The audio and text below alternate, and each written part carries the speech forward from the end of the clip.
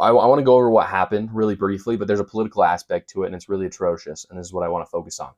So Hawaii was burned this week, unfortunately. The fire was in Maui. It is now considered the deadliest fire in modern U.S. history, which they're talking about basically in the last 100 years. The reason why is because 89 at least are dead at this point because of the fires, and 2,200 buildings were destroyed. Luckily, the fire is 85% contained, so it's mostly over. I don't think the death toll will go up very much more. It may even end at 89, hopefully. And as always, guys, this episode is sponsored by Gulag America. I'm very excited to announce that I have entered into a longer-term sponsorship deal with Gulag America. Gulag America, if you didn't know, I partnered with them because they are a fantastic apparel company. They are patriots. One of the founders of the company is actually a veteran himself. They have awesome shirts. They have awesome hoodies, really good apparel. It washes very well. I wear it all the time. I'm going to wear it on my later podcast this week. Go check them out right now with my code. You will get 10% off. My code is JoshCar10. Again, 10% off gulagamerica.com with my code JoshCar10. You'll get some great patriotic clothing, especially as we start to enter sweater weather. You're definitely going to want to check out those hoodies. We don't know how the fire started, but the problem was, at least from what local officials have said, is that intense winds on Maui is what made the fire so bad.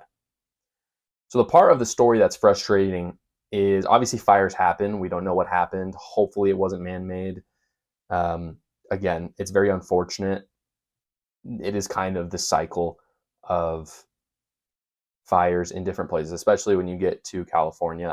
I'm not as familiar with Hawaii and the cycle of fires, but the part of the story that's really frustrating is the lack of aid from the federal government, especially because as this happened in Maui, right now our government is talking about sending more aid to Ukraine, $13 billion to be exact.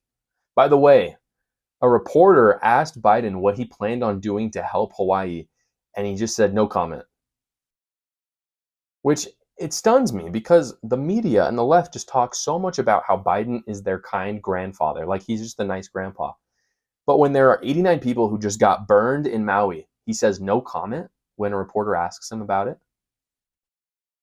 He finally said, it was actually when he was in Utah, said that they were going to be sending federal support to help Maui, but it's really unclear what that looks like. What is clear is that they're sending $13 billion to Ukraine. Well, I don't understand how we could even consider sending $13 billion to Ukraine when a U.S. state, your own people, just got burned and had 2,200 of their buildings destroyed. You should send all the money that you can to your own nation to rebuild before even considering sending it to a foreign nation.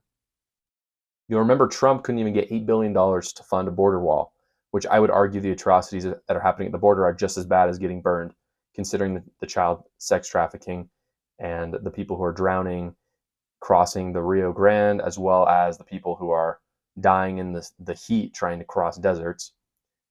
Just to sum up, that's $113 billion in all given to the Ukrainian government if this $13 billion passes. It's disgraceful that our country basically is choosing the problems of another country over our own. Our government's allegiance should be to our people. That's why we elected them. There are times when we need to go outside of our country and help those people, but that should be after helping our own country. And it should be, frankly, by large consensus, not these squeak by votes where it's 218 votes to 213. That is the message of today.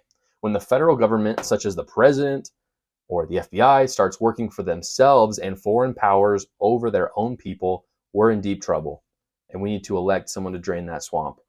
That's why I'll be supporting people in 2024 that talk about either massively reforming the CIA and FBI or abolishing it completely, as well as being America first.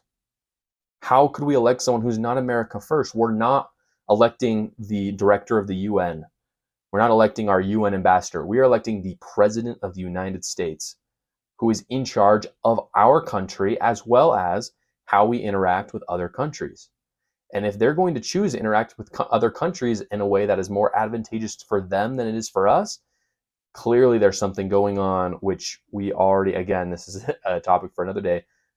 clearly we're already seeing this with the Biden family and how they're involved in Ukraine. So it's no wonder why they're sending $113 billion to them when they can't even help the 89 people and their families who just died in Maui.